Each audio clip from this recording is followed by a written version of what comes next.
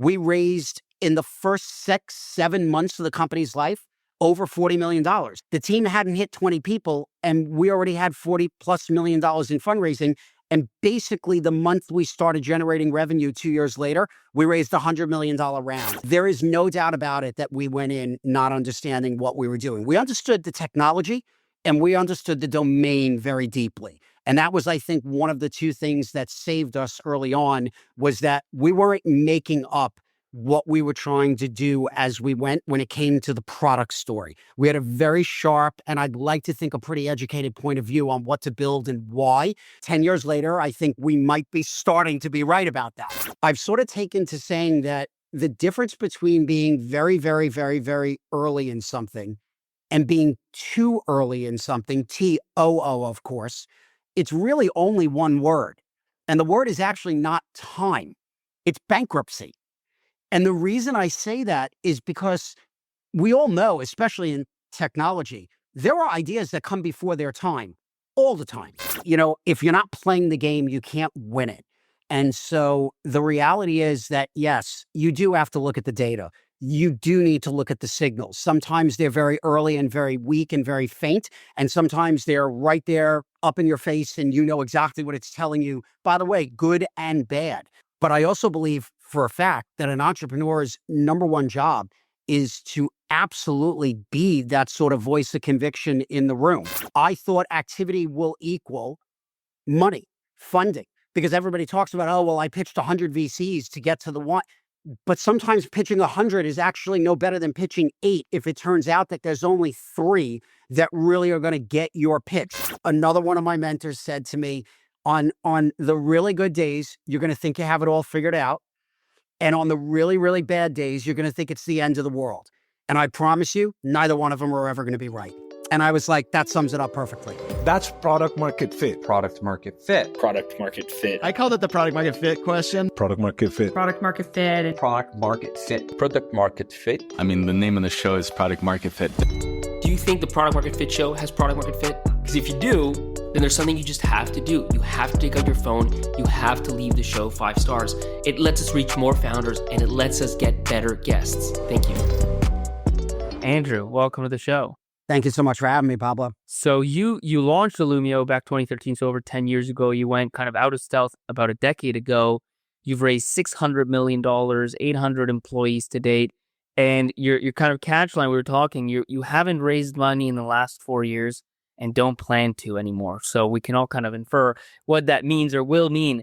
But I think clearly you've built a pretty massive business, but it has been like a long road. And I say that more than anything to point out that it kind of usually is. You know what I mean? Like that's just the norm. You read about 0 to 100 million, you know, all the time, and everybody's trying to outdo the last one that did it as fast as whatever. But those are not, you know, even of the success stories, those are the exceptions. So anyways, we'll go through all of that, but maybe just to start, like, what is Illumio? Like, what does Illumio do?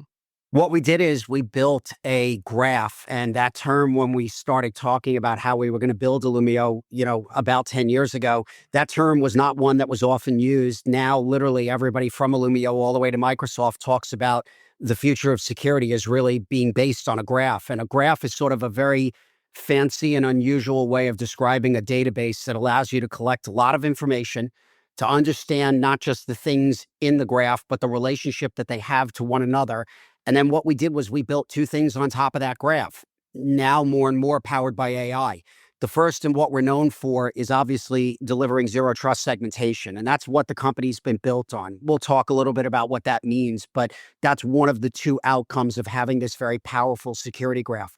The second one, and much more recently, is we deliver now an analytics layer that we call insights that allow you to go inside, ask questions of the graph, understand things that may be happening in your environment that from a security perspective either are risky or potentially risky. And so the way that we think about Illumio is we think about it being built on top of this very powerful security graph, and then allowing our customers to do 2 things: look inside and see what's happening in their environment. And the second one is writing policy to deliver zero trust segmentation. And I'm happy to talk about one or both of them, go into detail, but that's really the Illumio story underneath the covers. Well, I think, you know, for people that are out kind of outside of security, which is frankly most most people just in general, but certainly most people like listening, everything will make sense maybe as we kind of go through it. So maybe tell me this, like when you started in what's kind of the origin story? You know what I mean? Like when you started in 2013, what were you doing before? Where did the idea come from? Yeah, so myself and the co-founder of the company, who was our CTO for a long time, he and I knew each other prior to starting Illumio together, and we both had a similar view of the world, which is that most of the traffic that runs through most of the networks inside of an enterprise or a government organization, it doesn't matter who it is, how big or small, what they do for a living, everybody's got these networks that have been built over the last 40 or 50 years. Traffic runs through the network and then goes to the outside world and obviously comes in from the internet into the environment. And everybody's relied on literally one device to essentially control how that traffic can and can't move through the environment. The device is called the firewall.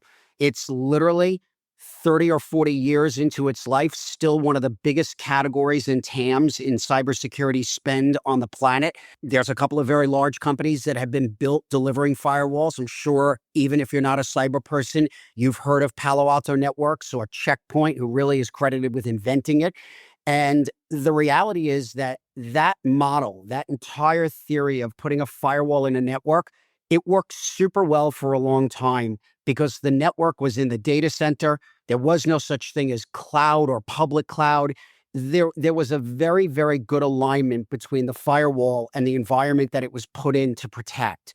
And then give or take about 10 to 15 years ago, depending on when you want to start the stopwatch, all of a sudden, virtualization came to life.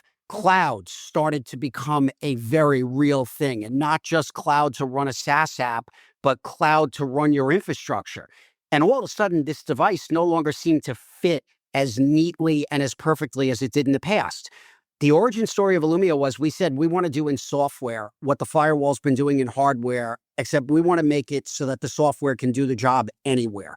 The data center, the endpoint that I'm sitting in front of called the laptop, we want to be able to do it in the public cloud and the private cloud. And we want one software platform to be able to deliver these outcomes across all of this hybrid universe. And that was sort of the theory behind what are we going to do differently than what's been done for decades before. We're going to take this hardware-based model that lived in the data center, and we're going to turn it into software and make it live anywhere. Maybe just a very baseline question, but in simple terms, how does a firewall work? Sure. So there's obviously the traditional answer. And now fast forward to today, there's a very different answer based on segmentation. The theory of a firewall, and you don't need to be a cyber person or even a technology person to understand it, is you put a device basically in the middle of the road and it acts as not a speed bump, but literally a brick wall, except this brick wall can be programmed to say if a car comes at it that fits a certain description, the car can pass through the wall. And if a different car comes at it that doesn't fit the description that's been pre-programmed in, it hits the brick wall and it can't go through. And so the way to think about it is the firewall's job was literally to control what could and couldn't talk to each other inside of a data center or a network. The more modern version of that is, and there's an analog that we've used since the beginning of Illumio to describe it in very non-technical terms. If you think about the way that a submarine is actually constructed, and I sort of joke that I could give my 12-year-old daughter a pencil and a piece of paper and say, draw me a submarine. And even though she's never built one or been on one, everybody is going to draw the same picture. It's that long tube. Most of the time you put the little periscope on top of it. But there's this one thing that once you say it, you realize it's kind of part of the generic picture. Every submarine is divided up into compartments. Those compartments are actually there. They serve a purpose, which is if the boat is underwater and it springs a leak, instead of the entire boat flooding and all of the very bad consequences that would happen, if you spring a leak at the front of the boat, you simply close that compartment. That one compartment floods, but everybody inside stays safe. You bring the boat to the surface, you fix the leak, the boat goes back into service. And relative to that catastrophic outcome, that's a pretty good outcome. Segmentation today is literally designed to do the exact same thing, which is to say, look, we live in a post-breach world. Every organization either has been breached or they're terrified they're next on the list. And they rightfully should be, because this is no longer an anomaly. It's not if, it's when. If the biggest companies in the world and the most sophisticated governments can't keep their things safe 100% of the time, nobody should assume that that's a safe bet. What segmentation does is it builds the compartments so that if one part of your environment gets sick, you simply close that compartment. And yes, a handful of things will get sick. It's not perfect, but it prevents the catastrophe from happening when a few things infect everything. So it's sort of the modern version of the firewall with a lot more intelligence. And again, the ability to do this across a very, very diversified landscape. And walk me through, like, what were you doing before Illumio that you even noticed all these things happening? So both my co-founder and I came out of the firewall space. In my case, it was all network security. So firewall, IDS, IPS, a whole string of acronyms that basically mean looking at traffic, understanding how it moves and when it should and shouldn't be allowed to move. My co-founder was in a very large firewall company here in Silicon Valley and was an architect. So that means that he was writing code and architecting systems. I think the thing, though, that's so much more important than what we were actually doing in our day job was that when we got together, he brought the deep technical and architectural point of view. And I've spent my entire career, including Illumio, more at Illumio than ever before, in customer-facing roles. So sales and sales engineering and talking about how products are implemented and what competitive landscapes look like. So he was able to bring the technical problem and obviously a potential solution to the table. And I was sort of, we use a term around here at Illumio called the voice of the customer. I was essentially the founding voice of the customer. I was describing the problems I heard customers talking about when they tried to take their firewall and plug it in public cloud, and it just didn't make sense or work. And that was the genesis of the conversation that became Illumio. When customers are trying to bring the firewall to cloud environments, what breaks? Like, what were some of the kind of symptoms of the issue? Initially, way back when, it was really two, I'll say, fairly simple things to describe. It turned out to be unbelievably complicated to solve for them. One was just the architecture. A firewall literally has been delivered as a hardware box for decades. You literally plug network cables in the back of it and you try and shove traffic through it. And in a traditional old school data center, I wouldn't say that that was ever really easy, but at least there were solid operating models for how to do it. When you go to places like the public cloud, you can't ship a box to Amazon or Microsoft and say, here, please plug this in for me. It doesn't work that way. So there was truly a fundamental breakdown of the architectural model that everybody relied on. So there was a problem that needed to be solved there. The second thing is, and again, it sounds so simple and obvious when you say it, but solving for it was much harder. The network world and the cybersecurity world has been based on something called IP addresses forever. And networks still are based on these IP addresses underneath the covers. But in worlds like the cloud or in the developer world, nobody talks or thinks about the IP addresses. They think about the application or they think about the business process. So if you think about a bank that has ATM machines, there's literally an application or a set of applications that allow those ATMs to do their job and figure out how much money you have in your account versus me and mine. So when you go up, you can check your balance. All of this is happening, obviously, in the background. The problem is that when you talk to people today, they don't talk about, well, what IP address does this server have on it that needs to talk to that server over there? They talk about, well, this is the application that allows us to check the balance of the accounts of our customers, and it has different tiers, and those tiers need to talk to each other certain specific ways. So the policy and the way you describe your firewall and segmentation had to change as well. And again, two fairly simple things when you Because say firewalls were fundamentally based on IP address, like this IP address goes in, this one doesn't, things like that. fundamentally and entirely both. And the world was moving away from that, not from those addresses, but from writing your policy and describing how you wanted your environment to live and how you wanted to protect it. People were moving into the same thing that they do in cloud, which is you have tags and labels and you describe things in much more human and natural terms, as opposed to these clunky addresses that mean very little except to a small group of people who are running the infrastructure. And by the way, Pablo, by no means am I saying those addresses are unimportant or that infrastructure is unimportant. The whole world runs on it.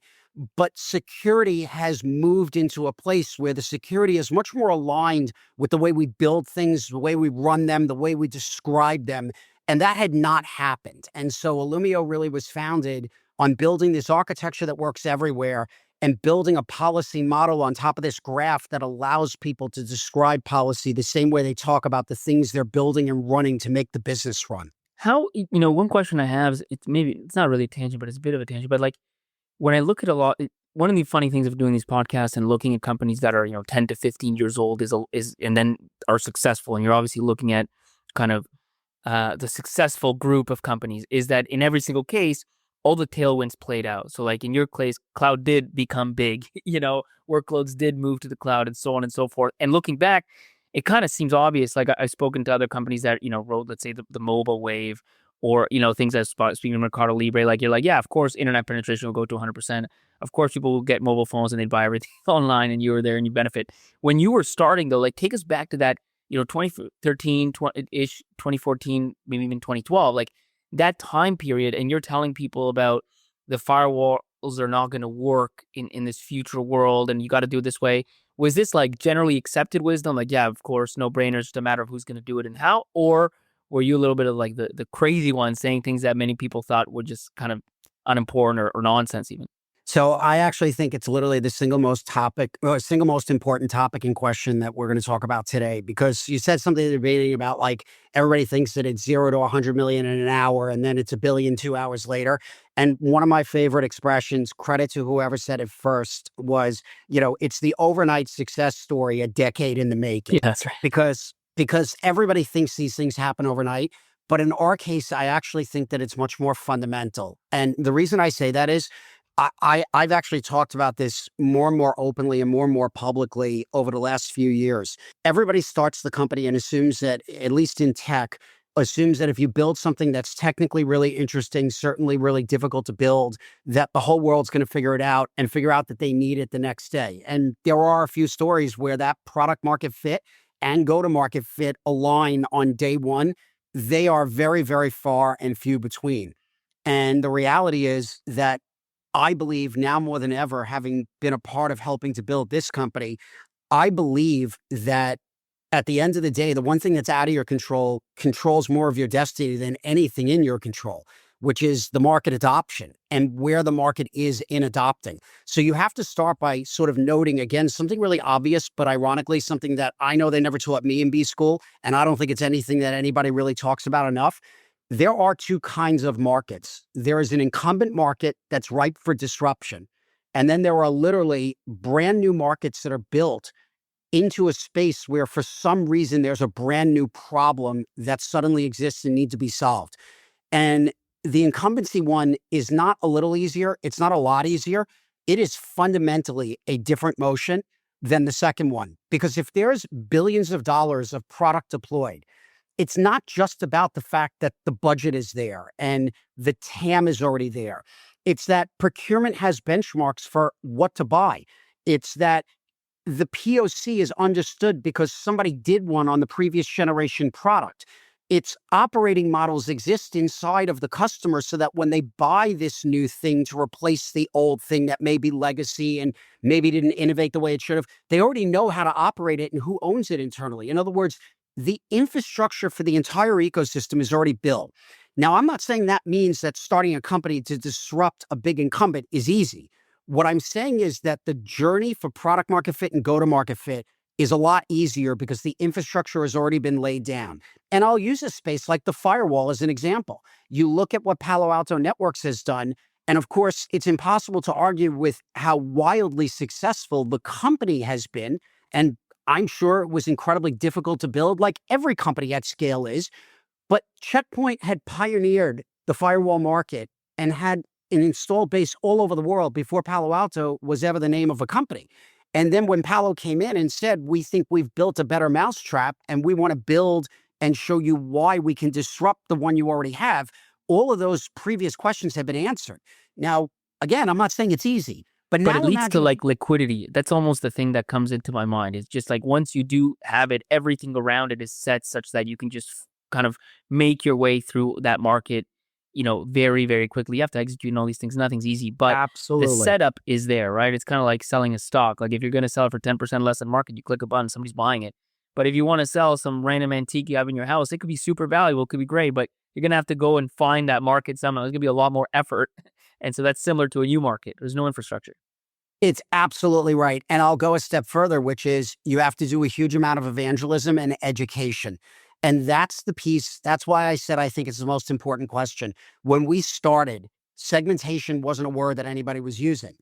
Gartner didn't write a report with the word in it until 2 years ago. And we had already become a company of over 500 people. We had customers all over the world. Obviously, for us, we think we're still in our very early days. But the point is that when you are going out into a market that doesn't exist, you are literally evangelizing, not you. You're evangelizing the problem.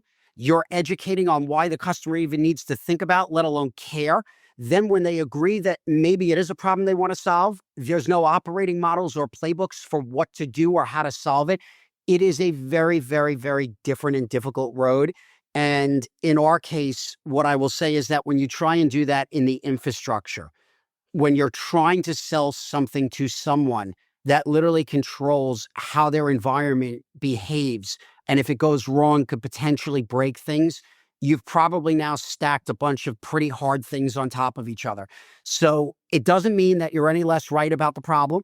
It doesn't mean that one day the mass market won't adopt. If you're a fan of Jeffrey Moore's adoption curve, there's a reason why 10 or so percent, I think it's 13 to be a little more precise, of the world is early innovator and early adopter. And then there's that chasm where they say things go to die, because if you can't get to the majority of the market, it's not really a market. But we've lived that entire journey, and it's been defining for the company in every way. And those tailwinds you talked about, I would argue we only started to get them very recently, despite whatever it is that we've built life to date. Did you go, I'm curious, like what your first step was. Did you raise a round? And the broader question being, did you go into it eyes open, knowing it's going to be a slow grind, we're going to have to evangelize, whatever? Or did you go into it like, we've got the thing, let's get it, and then you kind of realize, holy shit, it's going to take a long time till people really get what I get? So there's a running joke here. I'm sitting in our Sunnyvale headquarters today, and there's a running joke amongst the team here. They've heard me say it. If somebody had sat me down and described what the journey was going to look like, I might not have started the company. Now, I say it's a running joke because, number one, I'm pretty sure I would have started it anyway. And number two, I'm incredibly thankful that I didn't know. Naivete is sometimes bliss. And obviously, I couldn't be more excited about where we are in the journey today. And as I said, I think we're just getting going, because we've been doing this without a market for most of our life. And now I very much believe there is a market. There is no doubt about it that we went in not understanding what we were doing. We understood the technology and we understood the domain very deeply. And that was, I think, one of the two things that saved us early on, was that we weren't making up what we were trying to do as we went when it came to the product story. We had a very sharp, and I'd like to think a pretty educated point of view on what to build and why. What we didn't understand was how hard it was going to be to get the go-to-market right in light of not having a market. We assumed, kind of like you just joked, Pablo, we assumed, well, everybody's going to hear it, and of course they're going to get it in 5 minutes. 10 years later, I think we might be starting to be right about that. But I'll also add one thing, because this is another one of these little anecdotes that's made its way around the building here. I really, and again, so much of this is just because we've lived this journey that we've been on. I've sort of taken to saying that the difference between being very, very, very, very early in something and being too early in something, TOO, of course, it's really only one word. And the word is actually not time. It's bankruptcy. And the reason I say that is because we all know, especially in technology, there are ideas that come before their time all the time. Somebody will start a company that's way ahead of the curve. That company will go bankrupt, disappear, go away. 5 years later, a different group comes along, starts something that essentially is the same thing, and they knock it out of the park. And that's simply because the market wasn't there the first time around. So if you want to be very literal about it, you can be very, very, very, very, very early. You can stick 20 veries in front of that. Just don't run out of money. And the two ways to not run out of money are fundraising and revenue. Those are always going to be the two sources of capital. Revenue is a lot more fun to generate, especially if you can scale it. But fundraising fills that gap while you're scaling your revenue. And so for us, you asked the question about raising. We went all in from the beginning. We knew, again, back to what we did know. We knew the problem was a hard one. We knew the technology was going to be I'll call it deep tech, meaning we were going to need a lot of engineering horsepower to get it built and out the door. We raised in the first 6-7 months of the company's life over $40 million. The team Whoa. hadn't hit 20 people, and we already had $40+ million in fundraising. And basically, the month we started generating revenue 2 years later, we raised a $100 million round. And back in 2015, there were not a lot of enterprise. I was going to say that's not that common. Like these days, there's AI. There's people that they leave open AI. They raise $1 billion. Like this is a new world. It was not happening back then. It was a very, very different landscape back then. And so we were fortunate to be able to raise early, to raise aggressively. And one of my many mentors, I remember, said to me at one time after we had raised the $100 million round, and we were sort of getting a clue that this was going to be harder and probably take longer than we thought. We had no less conviction that we would have a shot at being right in the end in terms of the problem being a big one. But we definitely were starting to get a sense that it wasn't going to be as easy as we thought. And I'll never forget, one of my mentors said to me at the time, the one insurance policy that you have when you're right, but you don't know how long it's going to take, is cash. And I never forgot that. And the whole thing about trying to game dilution, sell a tiny little bit less of the company, that's great so long as you don't go broke. And so we took the attitude that we were going to raise aggressively, and we were going to keep our head down and just build. And look, I'm the first to say it took a lot longer to really have any kind of data-based conviction as opposed to the we believe conviction. It took a lot longer to get the database conviction, the data-based conviction that the market was really becoming real and opening up. We definitely waited a lot longer for that feeling than we thought we would. I will add one thing. Like you mentioned, to stay in the game when you're very early, however very early you are, you need to have money. You need to not go bankrupt, obviously. But I think the other thing you need, and I think this is lost, especially like, for example, it was lost on me when I was a first-time founder, which is the power of, you want to call it passion, conviction, whatever you want to call that. It's like sometimes, especially as a first-time founder, you just want to start a company so bad. Like, at least for me, I was like, I don't really care what it is. Like, if I hear a really good idea, like, let's do that. You know what I mean? Like, I just want to do a business. It sounds stupid, but I think a lot of people think this way. And you don't realize, like, even if you're right, it might just be that you're right in 10 years and you have to wait it out. And obviously things are happening in between. You get signals. It's not like nothing happens and then you raise, all this money. But even though you get signals, you're not really there for a long, long time. And so if you don't have a serious level of conviction in whatever it is you're doing, at least like in the problem, if not the solution, you're going to give up early, like almost for sure. Unless you just hit it out of the gate, you're probably going to give up way before because all that market data is going to mean more than maybe it should. And you're going to say, wow, if it was a real thing, we would have already, we'd be here, not here. And so, and then you don't make it, whether you go bankrupt or not. I could agree more on the number of times that I've had an entrepreneur share their story with me where they say, we were slugging it out and it was just brutal for X number of years. It's never weeks or months like everybody thinks. And then something changed in the world. And essentially overnight, we went from being interesting to being insanely and incredibly relevant. If you're not playing the game, you can't win it. And so the reality is that, yes, you do have to look at the data. You do need to look at the signals. Sometimes they're very early and very weak and very faint. And sometimes they're right there up in your face and you know exactly what it's telling you. By the way, good and bad. I don't think that walking around with conviction that's based on nothing other than belief is a good strategy, because you can throw a lot of good effort and a lot of good money after bad if you work through your sort of decision-making that way. But I also believe for a fact that an entrepreneur's number one job is to absolutely be that sort of voice of conviction in the room. The number of times where we debated, should we staple features on in the early days just because those features might make it easier to sell the product? The problem was, every time we had the conversation, we said, yeah, but those features have nothing to do with the problem that we started the company to solve. And what we're going to do is we're going to end up being distracted and diluting our story to get some short-term win that we don't even know if it's really going to be a win, but we know in the long term it doesn't make sense. So either we're convicted that we're right in the long term and we're going to stick to it, or if we think we're wrong, we should have that conversation and figure out what we're going to do to pivot, change, or go away. And I just think the ability to continually have that intellectually honest conversation is so critical when you're doing it in a market that doesn't exist, in a category that's not mature. How did you raise that $40 million, 6 months in? Because that's a hard thing to do. Yeah, it's so funny because on one hand, it feels like yesterday, and on the other, I know certainly based on feeling a little bit older that it was actually quite some time ago. We raised $8 million to start the company. Andreessen Horowitz took the bet on us that literally, and I am not exaggerating, I can't say hundreds plural. I can absolutely say many, many, many dozens of venture capitalists, including just about every logo on Sand Hill Road, both 10 years ago and today. They all said no. Or they said, thanks, it's interesting, come back later, which is no when you're asking for money to start a company. And did you have a network to get in front of A16, or you went cold? How did that happen? So ironically, A16Z was actually the one that I couldn't get to.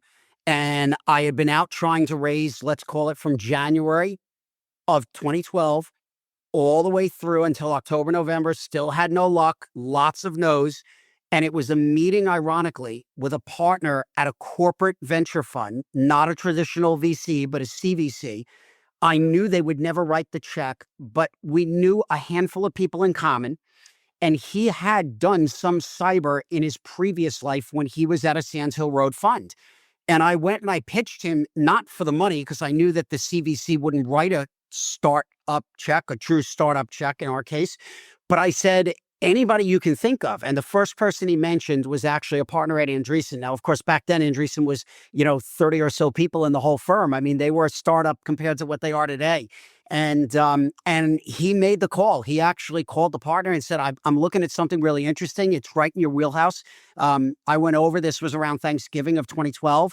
And after 11 months of begging and pleading for money, and I can't say ever seriously considering giving up, but definitely thinking about what are the drop dead dates and the alternatives if we can't raise a real round. I had one meeting with the partner. It lasted for less than an hour. And 2 weeks later, they had signed a term sheet to give us $8 million to start the company. And it's an amazing story that I will forever be grateful that random connectivity existed. It also is something I believe in very deeply, which is you get in cars, you get on trains, you get on planes, and you go sit face to face and you build real relationships, because you never know where they're going to come in handy, where they're going to add value. And by the way, in which direction, right? Because if it's a real relationship and partnership, it's bi-directional. That was one of the luckiest strokes that we had. We finally got the money and then we started the company. And I will say, it's one of those things that we didn't plan. Being so deeply in stealth and literally having a homepage for the first 2 years of the company's life that had nothing on it but literally a fully black screen with a white logo of Illumio, that mystery built really quickly. We were lucky to hire some really well-known folks out of places like VMware. That helped the mystery as well. Every time somebody asked what we were doing, our answer was, we don't talk about that.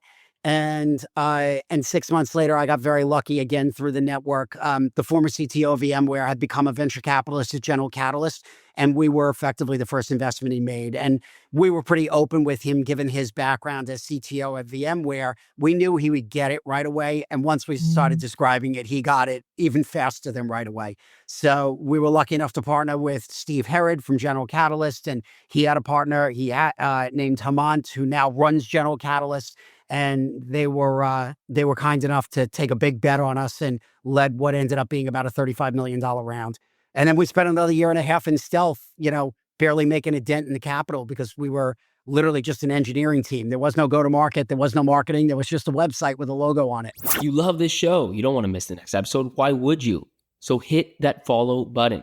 Trust me, it's in your own best interest. So we'll get into that. But my last question is just on that fundraise. A16, they must have obviously seen something in you guys. They must have believed in you, but they probably also just understood the problem. Was it a space they were already looking at, or just when you described to them and it just made sense? Yeah, it goes back to that evangelism and education thing. So the only way that you can get around evangelism and education, and I don't care if it's an investor or it's a customer prospect on the other side of the table, they have to already have the deep expertise and background. So the partner at Andreessen Horowitz was actually a gentleman. He's no longer at the firm, He retired years ago, but his name was Scott Weiss. And Scott had literally started in the same role that I'm in at Illumio. He was the founder CEO. Scott had started a company called Ironport, which was a network security company, built it very successfully, sold it to Cisco, I think for about $1 billion. Scott needed 3 minutes, if that, and he already knew exactly why we were building what we were trying to build. Steve Herrod, obviously living as CTO of VMware, deeply, deeply understood the problem space. And again, just like Scott, needed maybe 3 seconds to understand why we were doing it. And obviously with Steve, we were 6 months down the road, so there was more to show. Scott got it off of a set of slides in a matter of minutes. But it really does come down to, we were never going to, in my opinion, we were never going to raise the capital for something this hard and this new from what I'll refer to as a generic VC. And by the way, some of the smartest generic VCs. In other words, when I say generic, people who do all sorts of investments, if you didn't have really deep domain expertise, we were probably speaking some combination of French, German, Spanish, and Latin all mixed up together. Well, for what it's worth, this is some of the kind of softer, I mean, the true signal is customers buying your stuff, but in terms of the softer signals, VCs who get the domain, the deep domain expertise of where you're building, who take large bets, is one of those things you would kind of add on as you're kind of challenging and testing your conviction on the way to true success. Is like, okay, CTO VMware, Scott, et cetera, yes, they agree with this view, and that kind of keeps you going the next year and the next year and the next, things like that, right? They start to add up. It does. And, the expression, everybody knows the expression about mistakes, which is never make the same one twice. And my add-on to that is, but you're going to make at least a couple every day. So number one, don't make the same one twice, learn from it and fix it. And number two, just don't make one that kills you. In other words, like, mistakes come in all forms, all factors, right? The really, really big ones, and then the really, really small ones. The hope is that you learn from every one of them. Really, really want to try and not repeat them when you can. But obviously, the other piece of it is, don't make one that kills you. So if you're building something that's going to take longer, be harder, and cost more money, don't get focused on dilution. Get focused on raising the capital you need. Because if you run out of money, it won't matter how much of the company you own. It won't matter how right you would have been in the end. You're broke. And so getting focused on what is the real problem that you're trying to solve, and therefore, like, really being clear on that problem statement. It's amazing at how you can start testing the thesis of, am I focused on solving the right things? Am I focused on really the right things that are going to move the needle, as opposed to just creating activity for activity's sake? I would argue that our fundraising early on, we didn't understand that. And I made that mistake big time. I thought activity will equal money, funding, because everybody talks about, oh, well, I pitched 100 VCs to get to the one. But sometimes pitching 100 is actually no better than pitching 8 if it turns out that there's only 3 that really are going to get your pitch. The other 97, it's going to make no difference at all. And that's a mistake that I didn't learn from fast enough. And believe me, after we got the A done with Scott, I had a very different philosophy on fundraising going forward.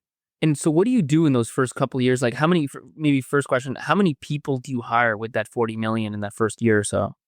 So when we raised the Series B, let's call it 6 months or so after we founded the company, we were about 20 people. That gives you just that first 6-month hiring plan. It was all product and engineering and literally me. And then from there, obviously partly driven by the funding, but much more so because we were like, wow, the engineering lift on this is going to be a lot bigger and heavier than we thought. I think when we came out of stealth, so call it at the 2-year mark, a little bit more, I think at that point we were about 50 people, just under the 50 mark. And then from there, we obviously started what was, I can't say a steady acceleration because it had fits and starts. One thing that I'm incredibly proud of is that I can say that I'm working on a team for a company that literally has never done an economic-driven layoff. We've never done a RIF in the life of the company. There were some times, obviously, like when COVID first hit and the whole world was terrified about what was going to happen, that obviously we had those conversations. But the team has just done a really great job of being very judicious, being very deliberate, and being very thoughtful about the fact that we knew that our rocket ship, if you want to call it that, looked more like one that did this, and then this, and then this, and then this, as opposed to this. And so when you feel like you're going like this, it's very, very easy to just go higher, higher, higher, fundraise, fundraise, fundraise, hire more. The problem, of course, is that the second that this goes like this, not even like this, just a tiny bit off, all of a sudden your burn goes through the roof. It's very hard to fix that without layoffs and rifts because almost all the money that a software company spends is in people. It's the only expense big enough that you can move the needle. We were very thoughtful once we realized that our journey was going to be a little bit longer, maybe a lot longer, probably harder. So we've always been accelerating, but we've done it more cautiously than most people from the outside in would expect. And with 50 people, did you have customers? Did you have revenue, or this was all pre-revenue? So when we came out of stealth, that was the day that arguably the revenue train began to leave the station. I think one of the things that we got lucky on, and it really helped us enormously, was that the problem that we were solving tended to be, much less so today. This statement is nowhere near as true now as it was when we came out of stealth. But certainly back then, the early adopters and the early innovators who were willing to look at segmentation, these were the biggest companies in the world, literally, not figuratively. So think the biggest banks around the world, the biggest insurance companies, partly because they have very deep technical expertise, partly because they run very large critical infrastructure, partly because they're more heavily regulated than most other companies, and because they have a rightful paranoia about what happens if they get hit. And so our first customers were some of the biggest banks in the world. And fortunately, they believed in us and the problem we were trying to solve enough that we didn't do a lot of $50,000 or $100,000 deals in the beginning. Quite frankly, most of our deals were seven-figure deals. And so we were able to land big deals in very large customers. It became an operating model that let us grow revenue. It was something we knew eventually would have to broaden out. You can't be a public company, or I should say it's almost impossible to be a public company only selling to the Fortune 100. At some point, you want the diversity in every way: size of customer, industry of customer, geography, obviously. But in the beginning, we were lucky that we were landing very big deals in very big customers, and that gave our revenue a lot of acceleration. Certainly still not enough to be profitable, not enough that I didn't have to go out and raise hundreds of millions of dollars more after, but it was a great way to get out of the gate to land some of these very big logos and then have a seven-figure PO attached to it from very early on. I've spoken to a few founders who were in a similar setup as you, in that they're selling to large enterprise, and it's kind of a deep tech kind of solution, like operating on hard, double hard mode. Like startups are already hard. This is like triple hard mode, because you have hard startup and then deep tech, which is harder, and then selling enterprise, which is, really hard, mainly because of the mismatch of like timelines. Like for a startup, usually, what do you get done this day, this week, like this month is already like long-term thinking. Whereas an enterprise, it's like, I'm not talking to you today about today. I'm talking to you like about next year and the year after that. And so there's this mismatch in timelines that make things really hard. All that to say, maybe you can walk me through like your first customer. How do you go from stealth company developing product to meeting them to, I'm assuming, POC? Like, what was that like to finally that seven-figure PO, like kind of end to end? Because just imagining from the perspective of early stage founder that is in this selling to enterprise kind of mode, it's not an obvious place. Like if you don't come from selling to enterprise, it's a completely new world. So it'll be great to kind of walk through that end to end. Yeah, absolutely. So first of all, again, a huge shout out to Andreessen Horowitz from the very, very beginning, because they had built this model that now so many of the VCs have rightfully copied. But this executive briefing center, what they called their EBC, and what Andreessen did that was just, the value was literally indescribable in the early days, was they would bring out the CIOs or the chief security officers of these huge companies that, most of us as founder CEOs or founders would spend years trying to get in front of, and most of the time would strike out. And what they did was they simply brought them out to California. They brought them to their office on Sand Hill Road. And the pitch to those folks, to those CIOs and CTOs and CISOs, was coming out and spend a day. By the way, it's not the worst place in the world to spend a day, is sitting in Andreessen's offices on Sand Hill Road. And what we're going to do is we're going to get a bunch of our interesting companies, and the founders to come in and do like a 20 or 30-minute pitch on what they're building. And by the way, most of these are going to be things that are either in stealth or just came out of stealth that you've never heard of. And in stealth, you really have never heard of. And I am not kidding when I say this. I lived in that EBC days on end in the first 2 years.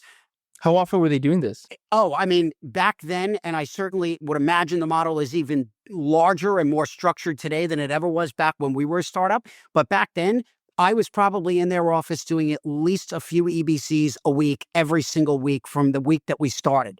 It was unbelievable, the access that it created and the conversations we were able to have. So keep in mind, what was fun about it, and I say fun as in it was really fun, but what was fun in terms of how it helped the business was I would walk in the room and the first thing I'd say to every one of these teams that I would meet, because most of the time it wasn't just one person, we'd walk in and GM would have the entire technology leadership team in that conference room.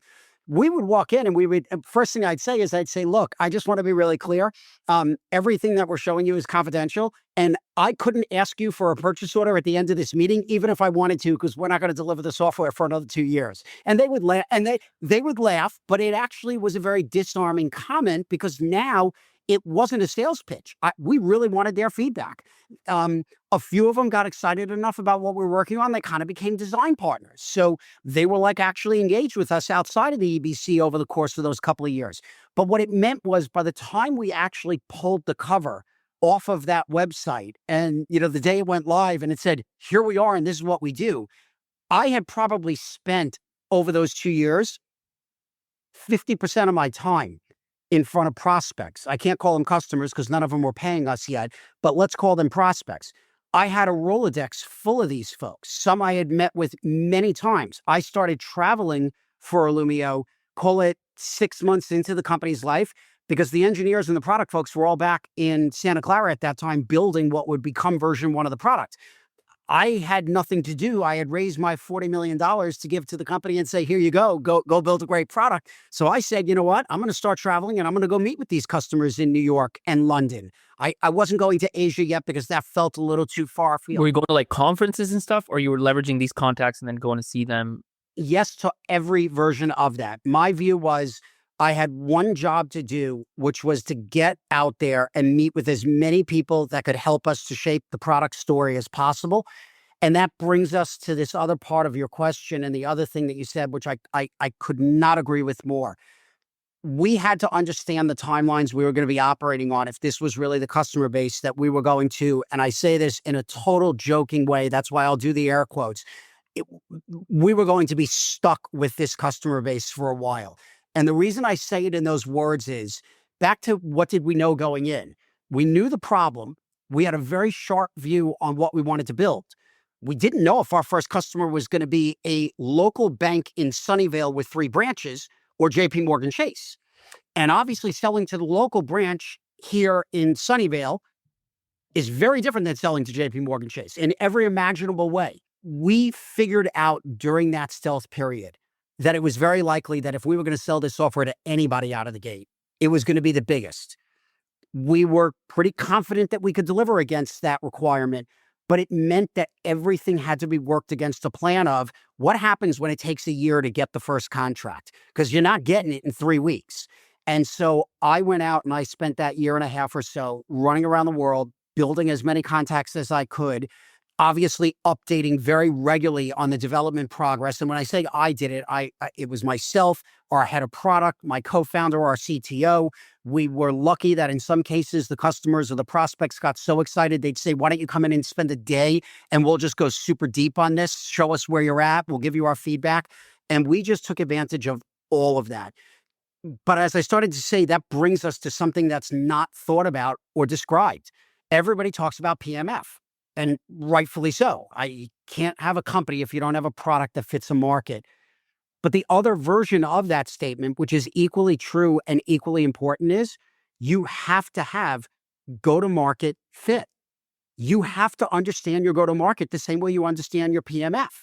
Like if you're going to sell to Citi and JP Morgan, like it's not just about how long it takes. How do you have that conversation? Who really controls the money? Where do you have to go in order to get the money?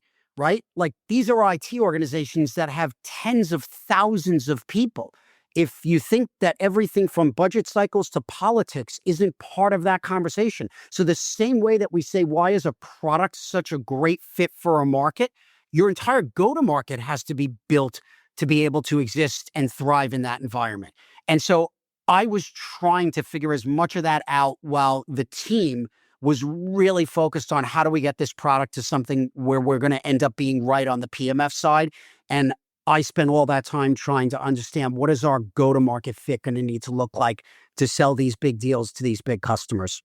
And who, like, I don't know if you can name your first customer, but I'm less interested in the name as to, that kind of journey, because on the one hand, what is surprising and not normal, makes tons of sense, but not normal, is the quantity maybe of conversations and the frequency of conversations that you were having. I find a lot of enterprise, and maybe it's because of lack of access, but fundamentally you kind of bang on a couple. You know what I mean? Like you meet some, you have one conversation with many. At some point, there's 2 or 3 that are interested. There's 1 or 2 that are truly serious and moving along. And you're like, hey, this is the one that's going to make it happen for me. Was it like that for you, or did you always have, a dozen or so that you're kind of moving through? You know what I mean? Like, how do you get to that? Because at some point you do need to deliver a POC, and it's a convoluted question, but like the flip side is you don't want to put all your eggs in one basket. The flip side is you can only service so many of them at enterprise white glove level anyway. So at some point you kind of do. How do you kind of manage all that? Yeah, so actually, he deserves the call out. Ironically, despite most of them being large companies, our actual first customer is a company down in Los Angeles called CAA. It's been one of the most well-known Hollywood talent agencies for many decades. They have a chief security officer who, in addition to being a really wonderful human being, is also a very, very aggressive early adopter. He loves to look around the corners, Jeff Blair, and I've known him forever, and he took that first bet. Now, I will say, promptly after CAA, which was an easier, not easier sale, but an easier procurement process. It's a big company, but it's certainly not, let's say, a global, systemically regulated bank size company. Um, After CAA, our next one was Morgan Stanley, and that one was absolutely everything that you would imagine. And after that came a few more big banks, and then we were pretty much, as I said, sort of stuck in that zone. And in this case, being stuck there was wonderful because it forced us to grow up and mature and figure out how to support the largest companies in the world. Obviously, if you can support a Morgan Stanley or a JP Morgan or any global enterprise, in theory, you should be able to take those learnings and then support the upper mid-market or the commercial mid-market or certainly the non-global enterprise market. But there's no doubt about it. We had to do a lot of growing up, and we had to do it very, very quickly. And that's where raising all that money also comes in helpful, because you start to hire aggressively against the world and the problem space that you're living in. So if you're going to support a firm like Morgan Stanley or any of their peers around the world, there's this thing called follow the sun support. The model's been around forever. Illumio didn't have to invent it or even think about it. But here's the thing.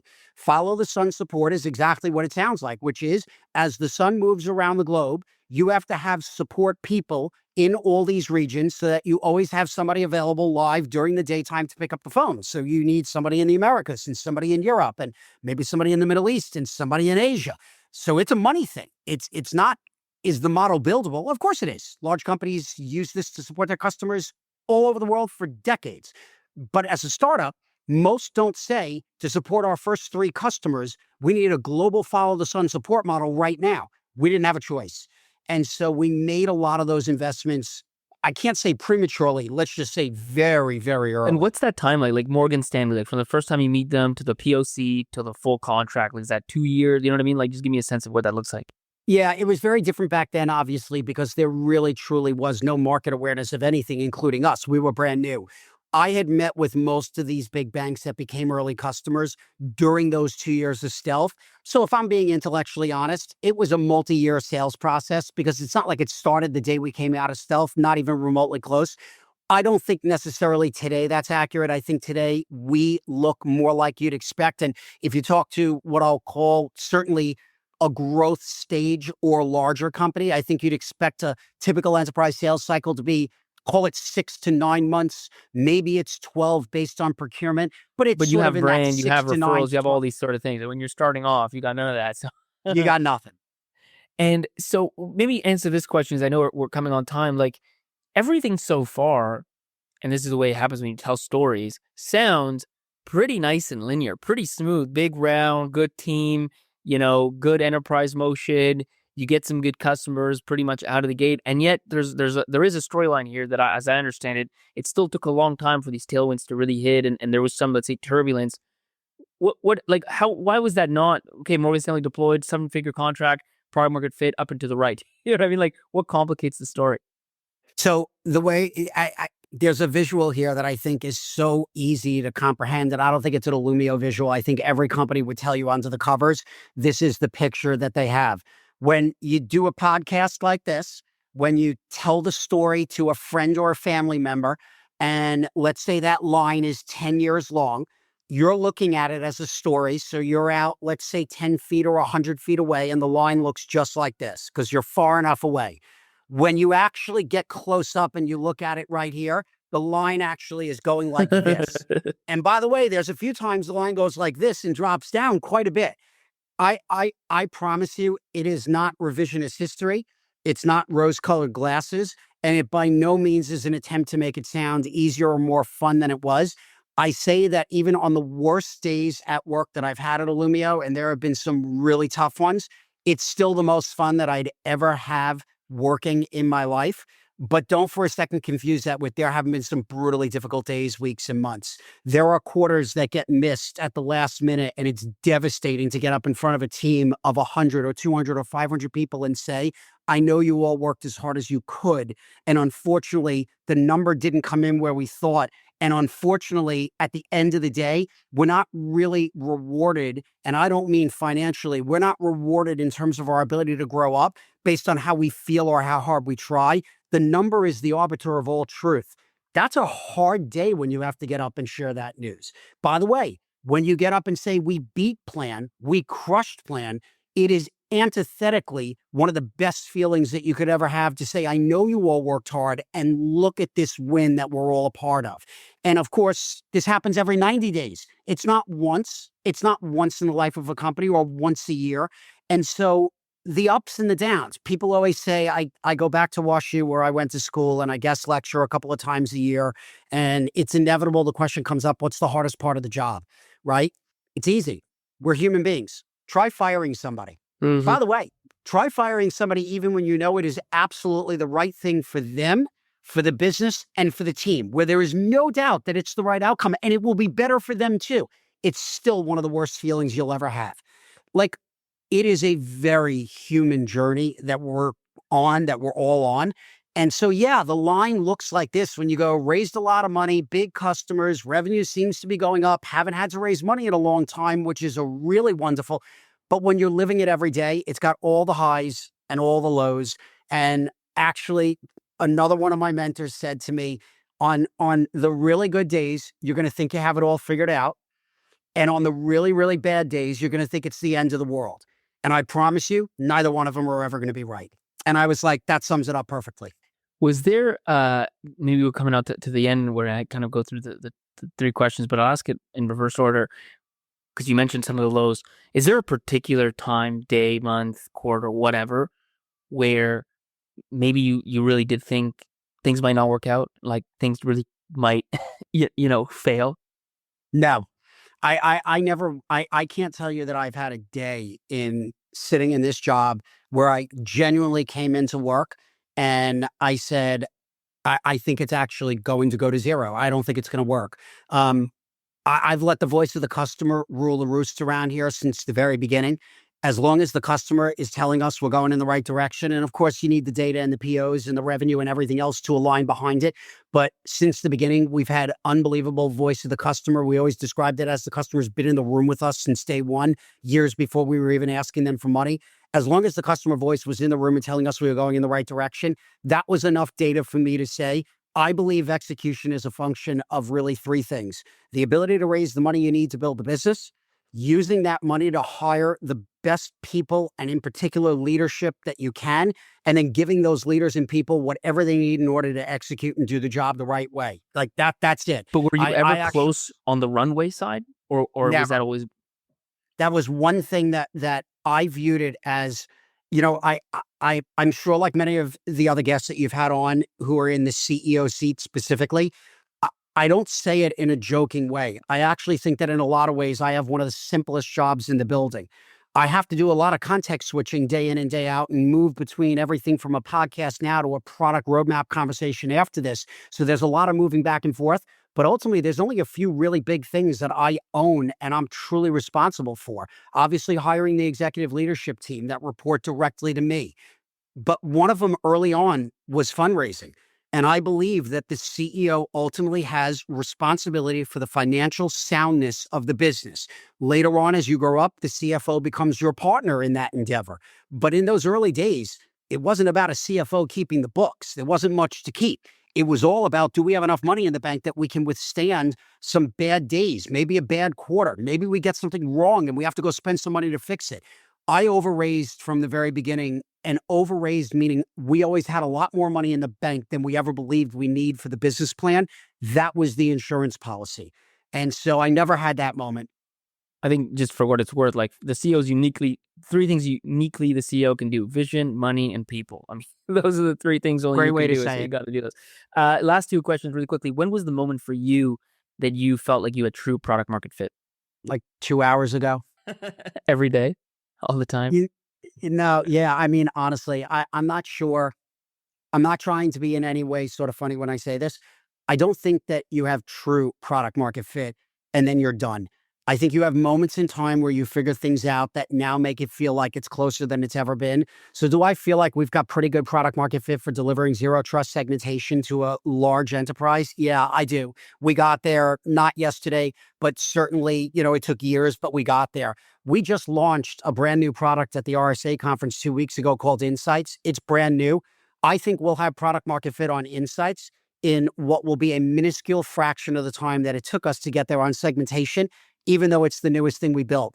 We had the customer's voice in the room already because we have all these customers all over the world that have been on the journey with us, and we didn't the first time around. So it's not a moment where the light switch goes off and you're done.